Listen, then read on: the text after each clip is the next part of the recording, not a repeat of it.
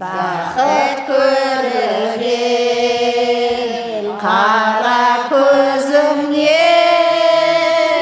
кетті ұмытып, мүлдем ұмытып, жібіңіздің ғой нәзік үміті.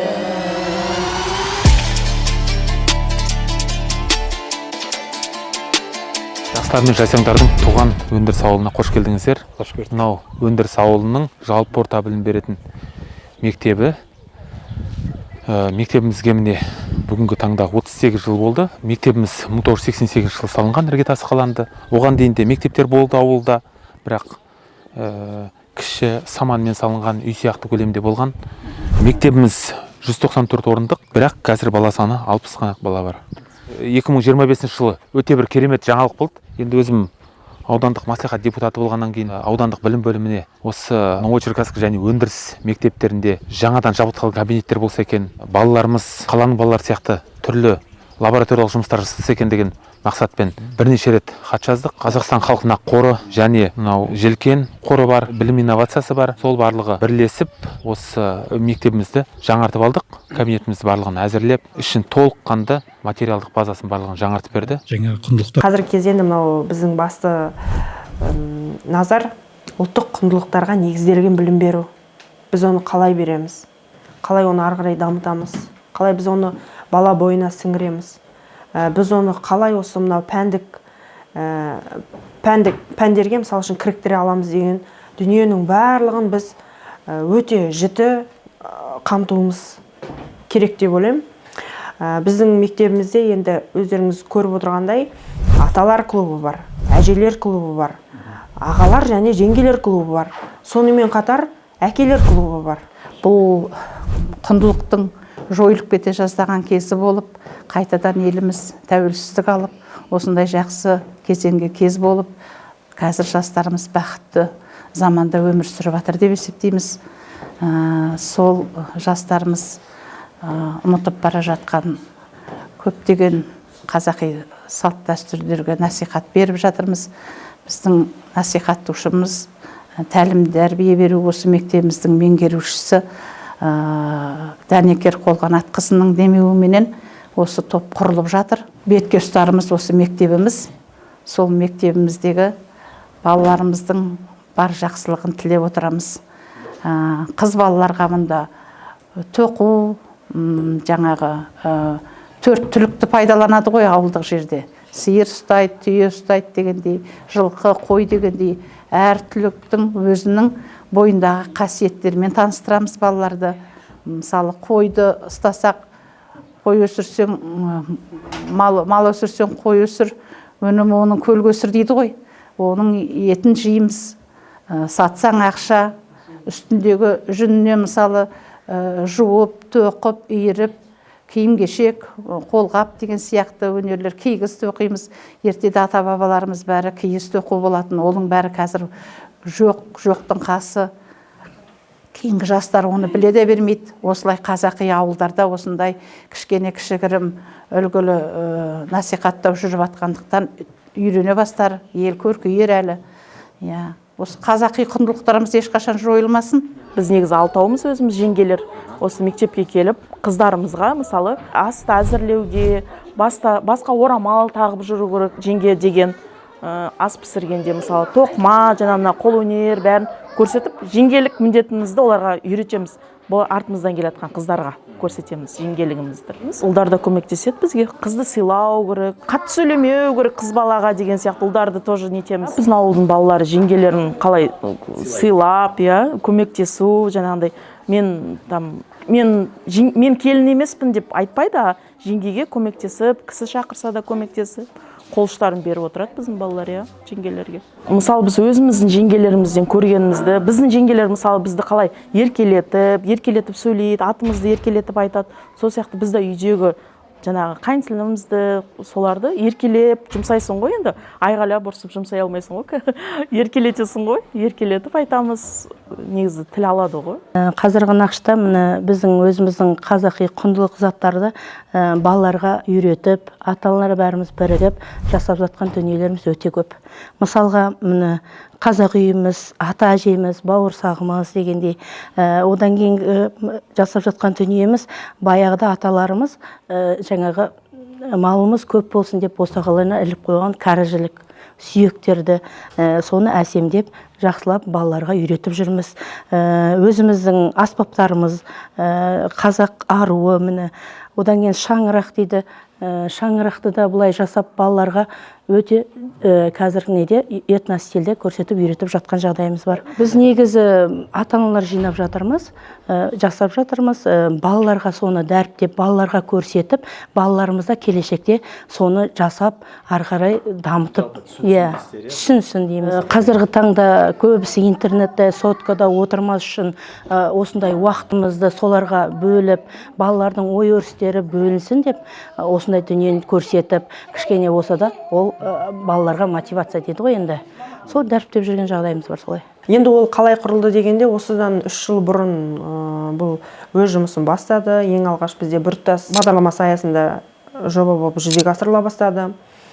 Сол кезден бастап енді клубтар құрылып өз жұмысын жалғастырып келе жатыр әлі күнге дейін. Аталар клубы мысалы қалай бата берілу керек, батаның түрлерімен таныстырады, мысалы дастархан батасы деп жатады, тойдың батасы деп жатады, жаңағы үйленген жастарға берілетін бата деп жатады. Осының барлығы ол аталар клубы насихаттайтын дүниелер. Ал әжелерге тоқталатын болсақ, ол әжемнің әңгімесі, әжемнің ертегісі жаңағы деген сияқты, әжемнің дастархан басындағы айтылатын әдемі сөздері, қызға мысалы қыз баласына қатысты айтатын болсақ, ол қызға 40 үйден тыю. Осының барлығын біз әжелер клубында насихаттаймыз. Жастарға негізген білім беру жасалсын, мектептер енгізілсін деп біртұтас тәрбие деген бағдарлама арнайы жасап шықты. Мен білімше бүкіл әлемде қанша мемлекетте бар білмеймін. Бұл нәрсе именно тәрбиеге фокус қою керек деген нәрсені. Бұл әлемдік бір мәселе болып жатыр. Қоса кету керек, енді зерттеу жағына қарай жақындаймын. Әлемде қазір жасөспірімдер арасындағы 4 үлкен проблеманы айтып өтеміз. Біріншісі ол буллинг, өте көп. Енді кейде ата-аналар айтып жатады, бізде буллингтің арасында өстіп қой анау дейді. Итаки қазір байқасаңыз андай үлкен уровеньдағы проблема жасап жатқандар там 20, 25, 30, 40 жастағы балалар кезінде бала болғанда проблемаларымыз шыға бастады. Жаңағы мен негативтерін айтпай ақ қояйын, әртүрлі проблемалар шыға бастады, жаңалықты ашсаңыз итаки негатив көп қой. Бұның барлығы көрсеткіш, что бір уақытта біздің по-любому пробелдарымыз бар. Сол буллинг кейсін азайту. Екінші суицидальный кейс деп айтамыз. Енді Қазақстанның бұл статистикасын көбісі біледі. Мен ашып айтпай ақ қояйын, жалпы үздік 10-ға кіріп жатырмыз өкінішке қарай. Потом гедонизм деген нәрсе басталды. Гедонизм деген кезінде Платонның бір сөзі бар екен. Платон айтады, адам өмірге келген соң қиналмау керек деп айтады.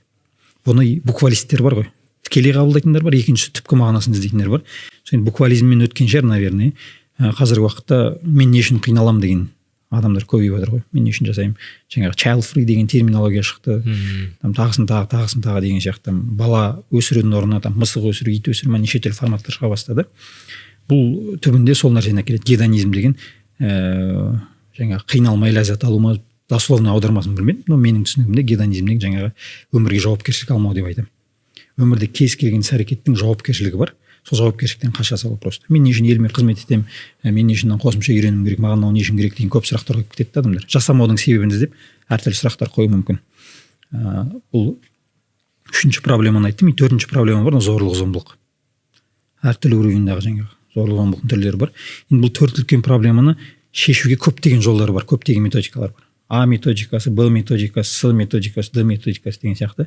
Біздің ұстанған позиция сол зерттеулер көрсете бастады. Балаға жаңа құндылық үйрете бастағанда қалай өзгереді, оның оқуға қалай әсер етеді, оның ойына қалай әсер етеді, оның өміріне қалай әсер етеді, оның жаңағы сабақтан тыс шараларға қатысуын активностін деп айтамыз, ол активностына қалай әсер етеді деген зерттеулер бар, мықты зерттеулер. Сол зерттеулерге сүйене отырып, біз бір бағдарлама жасадық. Яғни зерттеулер бар, біздің тарихи неміз бар, біздің қазіргі жазылған заңнамамыз бар, мемлекеттік дәрежедегі поддержка бар, біртұтас тәрбиесі бар деген сияқты. Сондай комплексный жұмыс қой. Соның барлығын біріктіріп, бұны бірінші курс ретінде адамдарға үйретеміз. 72 сағат бойы, немесе басшылықтарға 108 сағат бойы.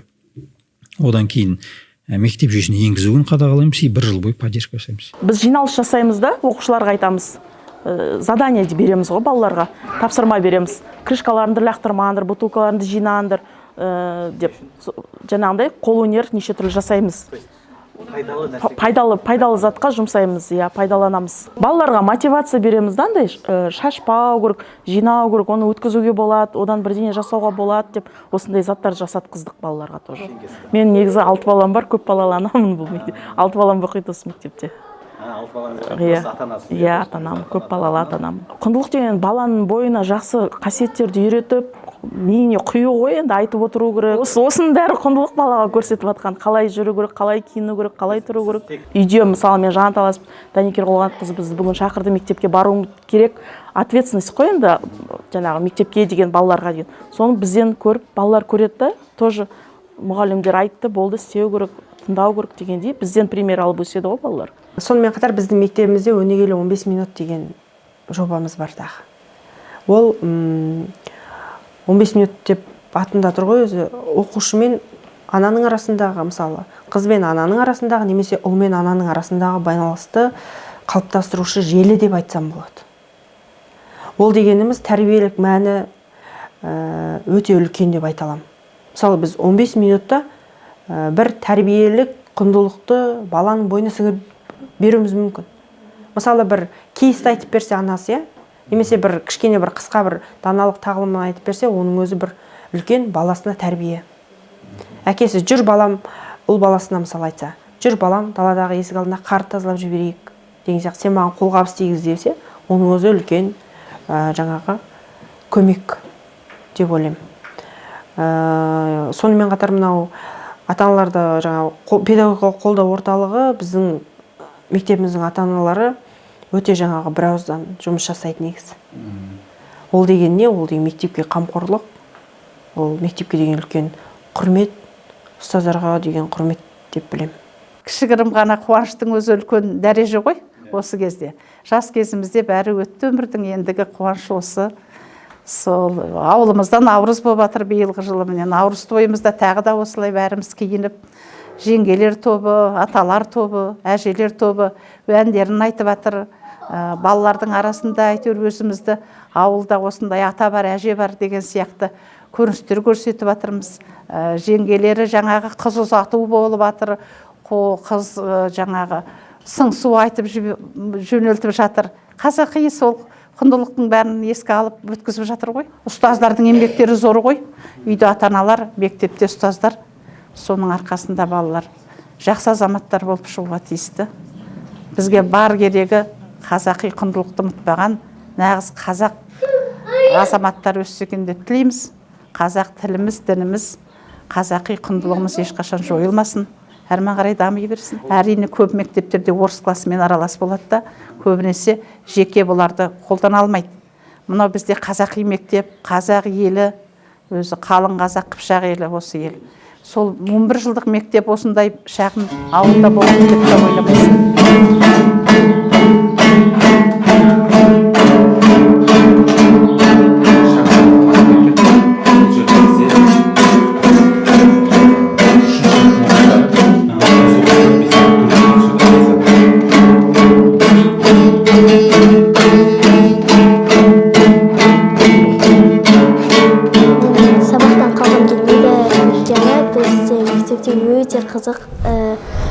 Өте қызық болады, сабақ өте қызықты өтеді.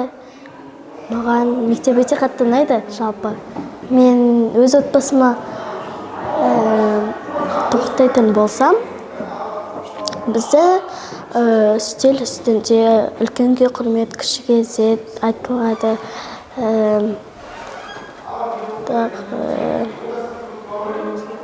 Бір-бірімізге қамқорлық айтылады. Сыйластық айтылады. Әжелер клубында маған ол кісілердің ән айтқаны мен және тоқыма тоқу өте қатты ұнайды. Өйткені ән айтқаны маған өте күшті сезім әкеледі, маған өте қатты ұнайды. Сонда қарап отырсаңыздар, қазір ұлттық құндылық, жаңағы мынау ұлттық білім беру деп жатырмыз, оның барлығы қарапайым дүниелерден басталады. Ол мысалы отбасынан басталады, ол өзімізден басталады. Бір адам 10 адамды немесе 100 адамды өзгерте алатын шамасы бар. Ол қалай деген кезде сіз өзіңіз қаншалықты өз-өзіңізді мысалы еліме адал қызмет етейін, елім деп еміреніп қызмет етейін деген әрбір жанның ол жүрегінде, ол болмысында, ол бойында, ол рухында бар деп ойлаймын. Сол себепті осы клубтарды ашудағы мақсат болашақ жас ұрпақтың бойына өзіміздің ұлттық құндылығымызды сіңіре отырып, ұлттық мынау құндылықтарға негіздей отырып білім беруді біз осылай ақырынан бастауымыз керек. Өткен жылдың тамыз айларында құндылықтарға бағытталған оқуларымыз болды, менеджмент болды. Барлығында барып, оқып өзіміздің қоржынымызды бір затпен болсын толықтырып отырдық. Және әрбір сабақта адалдықтан аттама деген сияқты құндылықты балалардың ойларына сіңірудеміз. Жаңа материалдық базамен жабдықталғаннан кейін балаларымызда жаратылыстану математикалық бағытқа деген құлшыныстар арта бастады. Неге? Өйткені осыған дейін бірде-бір робототехника жарысына барып көрген жоқпыз. Осы кабинеттен келген жабдықтарды пайдалана отырып, оған да бардық. Жас өнертапқыштар сайысына бардық. Білімімізді сынап келдік жалпы айтқан кезде. Конфуций айтады екен, маған айт, мен ұмыт қаламын. Маған көрсет, мен ұғып аламын дейді. Ал маған істеуге мүмкіндік бер, мен арман қарай дамытамын деген екен. Сондықтан балаларға жеке жұмыс істеуге мүмкіндік бергеннен кейін балаларымызда осы жаратылыстану математикалық тұрғыда даму байқалды. Қызығушылықтар артты. Өйткені түрлі олимпиадаларға қатысқысы келеді, түрлі сайыстарға бәріне қатысқысы келіп, балалар өз өнерлерін көрсетті. Бұрын болмады емес, болды. Олар ғаламтордан барлығын көрді. Әттең бізде осындай болса екен деп армандап жүрген. Қазір армандарымыз орындалды. Қала мектептерінен айырмашылығы жоқ. Қала мектебінен айырмашылығы жоқ. Енді қала мектебінен айырмашылығымыз тек контингенттің азы ғана болмаса, былай материалдық жабдықталуымыз барлығы қала мектептерінен кем түспейміз. Мен бұл мектепте биыл 3-ші жыл сабақ жүргізіп жатырмын. Мына жабдықталғанға дейін балалар көңіл күйі түсіп жүретін. Біздің мектеп шет маңайда қалып қойды, жабдықталмайды деп. Биылғы жылы міне осындай жабдықталғаннан кейін балалардың қызығушылығы, балалардың білімге деген құштарлығы одан да артып отыр. Ол балалардың пәнге деген қызығушылығын содан байқауға болады. Жаңа жабдықталғаннан кейінгі жағдаймен алдыңғы жабдықталмаған кезіндегі салыстыратын болсақ, әлде қайда өзгеріс бар. Балалардың жүріс-тұрысына да ауылдың, әлбетте ауылдың балаларының ерекше тоқталып өтуге болады. Өзі өндіріс ауылының балалары үлкенді сыйлау, кішіге ізетті болу, ол тәртіп жағынан барлығы қолға алынған. Қаншама іс-шараларды мына неден де көруге болады, сайттарына салып отырады. Одан тыс балалар осы іс-шараға белсене қатысады. Өте балалардың тәрбиесі жақсы деп айтуға болады. Міне оны мына киіп отырған киімінен, қаншалықты балалардың көзқарасынан байқауға болады. Бұл 8-ші сынып оқушылары. Қазіргі біздің мектепте көптеген жаңа мүмкіндіктерге толы апталықтар болады, жобалар болып тұрады, түрлі іс-шараларға қатысып тұрамыз. Және де ұлттық құндылықтарға сай көптеген отырыстар өткізіледі. Біз өз ойымызда ашық жеткізе аламыз. Ой айту емес, ойды ояту маңызды деген тақырыпта сол жобаға сай біз Дәнекер Холғанат қызымен ойымызды ашық жеткізе аламыз. Соған тәрбиеленеміз, үйренеміз. Мектебіміз жаңарды десем де болады. Бұрынғыдан қарағанда қазір бізге берілген мүмкіндік шектеулі емес. Жаңадан кабинеттер жаңартылуда, және де мұғалімдердің білім беру сапасы да маған өте қатты ұнайды десем де артық емес. Ұлттық құндылықтарға сай өзіміздің білімімізді тереңірек шыңдай аламыз.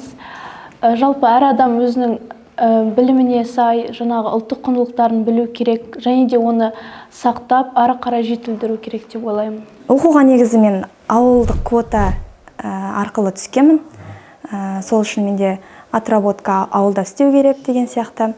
Бір жыл жастар практикасы мен өзімнің ауылымда Қазалыда жұмыс жасадым. Одан кейін мен осында Астанадан жұмыс іздеймін деп келдім. Енді қаладан болмайды, сол үшін осы ауылдық жерлерді іздегем. Сонда мен осы өндіріс ауылына келіп тоқталдым. Оқу барысында әрдайым оқушыларға ұйымдастыру кезеңінен бастап сәлемдесудің өзі мысалы ұлттық құндылықтарға жатады. Апта дәйек сөздері мысалы бәрін бастап айтамыз. Және де бізде ұлттық құндылықтарға байланысты аптаның ішінде бейсенбі күнінде бізде үлкен үзілісте көңілді үзіліс болып тұрады арасында. Онда бізде мақал-мәтелдер, әртүрлі ойындар ұйымдастырылады. Оның бәрін сол мен өзім ұйымдастырамын. Мұғалімнің құндылықты сақтауы қалай айтсам болады. Мысалы, киген киімнің өзі құндылыққа жатады былай қарағанда. Сөйлеген сөзіміз, мысалы оқушылар амандасқаннан біз амандаспай қалмаймыз. Амандасамыз олармен де. Көңіл күйлерін сұраймыз. Осының бәрі негізі ұлттық құндылыққа, біздің жүрген жүріс-тұрысымыздың бәрі ұлттық құндылыққа жатады негізі. Енді біздің миссияға тоқтайтын болсақ, біздің миссия сол құндылықтарға негізделген білім беру болған үшін біз әр адамның жүрегіне, көкейіне, миына әрдайым жақсылықты ұстану, жақсылыққа шақыру, жақсы ойлау деген түсінікті бергіміз келеді. Сонымен осы жерден ойда түйіндеме шығады, яғни жақсылықты үйренген адам жақсылықты дәріптей бастайды, бөлісе бастайды. Бұрындары шайдың мысалымен айтушы едік қой. Шай біз ішімізге кесе немен толады, біз сонымен бөлісе бастаймыз деген сияқты. Сөйтіп әрдайым мұғалімдерді, оқушыларды жақсы нәрсемен толтырайық деп. Сол жақсы деп айтқанымыз сол құндылыққа байланған. Енді құндылықтың негізгі сыртында қаптамыз ол тәрбие ғой бізде. Біз мектепте не береміз дегенде екі нәрсеге фокус қоямыз. Ол біріншісі білім деп айтады, екіншісі тәрбие деп айтамыз. Екі қос қанаты деп айтып жатамыз деген сияқты. Бірақ шынтуайтында бізде көбінесе фокус мектепте білімге түсіп кетеді. Бір жоспардың аясында жұмыс жүргізіп жүрдік, мысалы бір тұтас тәрбие бағдарламасы аясында. Одағы жаңағы айтып отырған жобалар бар, жаңа ата-аналар педагогикалық қолдау орталығы бар, даналық клубтары бар деген сияқты. Сол бір тұтас тәрбие бағдарламасы аясында біз жұмыстар жүргізіп жүрдік. Нәтиже жаман болған жоқ, жақсы болды.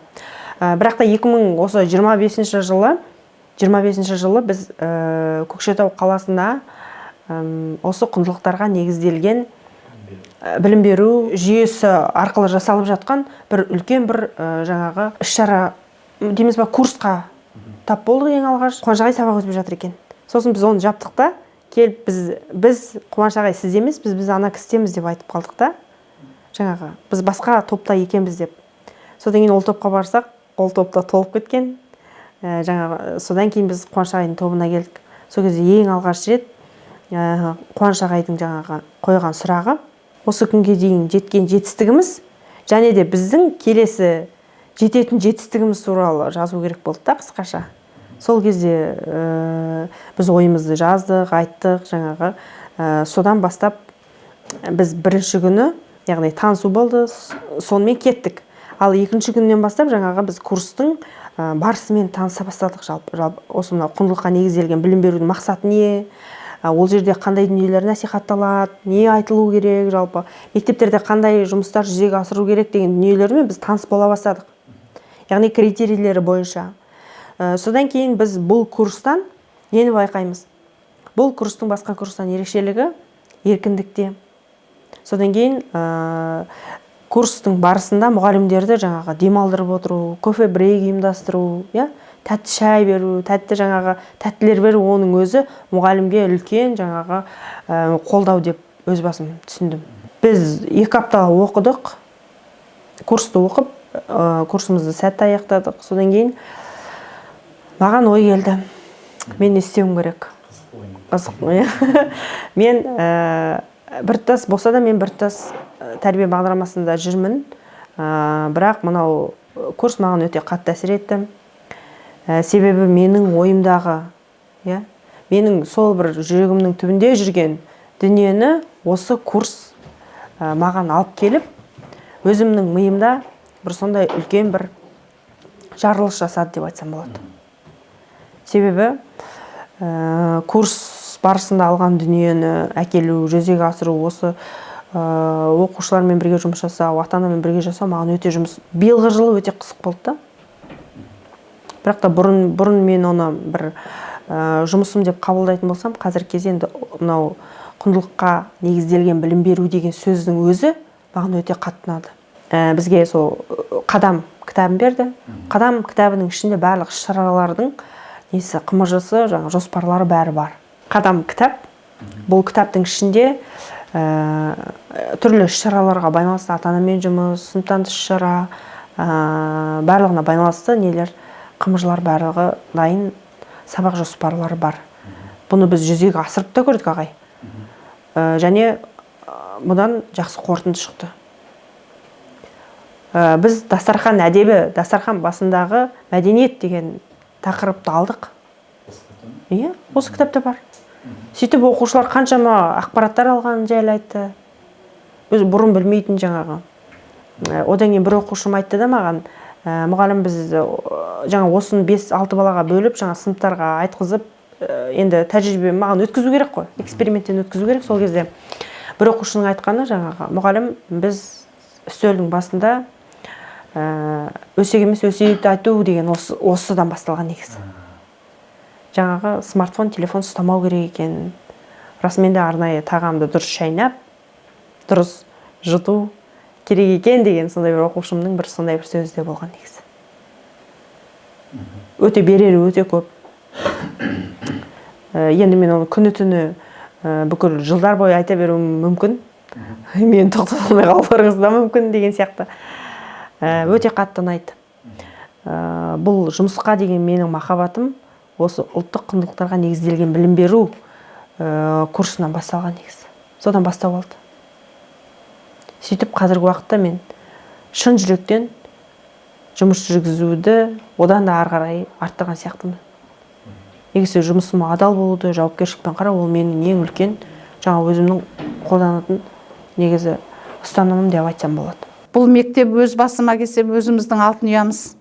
Бала шағамыз, келінім де мұғалім осында қазақ тілі әдебиетінің. Бәрі осыдан сусындап, осының арқасында өмір сүріп жатырмыз. Балалар бізге ыстық, ұрпақтарымыз. Мектебіміз бізге ыстық. Осы мектебіміздің есігі әрқашан жабылмай. Осы ішіндегі мұғалімдерге көптен көп рахмет. Өте өнерлі мұғалімдер. Қандай бәрі осы ауылдан шығып жатыр. Міне өздеріңізді таңғалып қуанып жатырсыздар ғой. Иә, осыған мәзбіз енді ештеңе қиратып тастамасақ та, ақырын алға қарай бәрі бола береді ғой. Бірден Москва бірден орнамады дегендей ғой. Сол көшеде келе жатсақ, алдымыздан кесіп өтпейді, сәлемдерін береді. Еркек балалары келе жатса, ассаламалейкум деп, қыз бала келе жатса, сәлематсыз ба апа?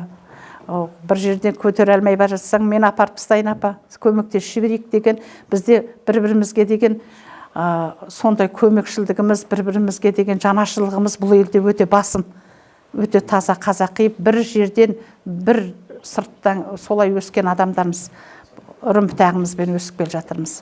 Өте тату, өте жақсы жер. Иә, осы өндірісіміз өркендей берсін деп тілейміз. Еліміз аман. Енді президентіміздің адал азамат біртұтас тәрбие бағдарламасы аясында жүргізіліп жатқан жұмыстар. Сонымен қатар бізде 6 жоба жұмыс жасайды. Жаңа айтып отырмыз, балалар кітапханасы, қамқор жобасы, еңбек адал жас өрен жобасы, смарт бала жобасы деген сияқты стартап жобалары. Ол еңбек адал жас өрен жобасы мысалы нені насихаттайды? Айналаңды, аулаңды таза ұста деген акциялардан басталады. Қамқор жобасы мысалы қарт қарияларға қамқор көрсету. Мысалы мен барып кәдімгідей оны жүзеге асырып, біз эксперимент жасап, оның жаңағы нәтижесін мен көрдім өзім. Өйткені мен ол жобада болғандықтан, мен оның барлығымен 100% мен ауыз толтырып айта аламын, барлығымен жұмыс жасап көрдік. Балалар кітапханасы жаңа өздеріңіз көріп отырсыздар. Амина деген оқушымыз қалай күшті сөйлейді. Мысалы, маған айтатын, мен айтам ғой, болмасаң да ұқсап бақ. Ұқсау керек адамға. Адамнан үлгі әрбір мұғалім, ол бір том кітап деп мен оқушыларға айтам. Ол әрбір мұғалімнің бойында жақсы құндылық бар. Сол құндылықты ол ала білу керек та, ол сосын оны өзінің бойына сіңіріп алу керек. Қазақстан халқына қорына, желкен қорына, сонымен қатар білім инновация қорына үлкен шексіз алғыс білдіреміз. Саналы ұрпақ тәрбиелеу жолында өздерінің жасап жатқан жақсы игі істері, бастамалары жүзеге аса берсін. Бізге осындай мүмкіндік беріп, жағдай жасап беріп жатқанына өз ризашылығымызды білдіреміз. Осы қорлардың жалпы жұмысының ұйымдастырылуына басты себепкер болған бұл біздің президентіміз Қасым-Жомарт Тоқаев мырзаның инициативасы негізінде жүзеге асырылып жатыр деп ойлаймын. Ол кісіге де үлкен алғыс білдіреміз.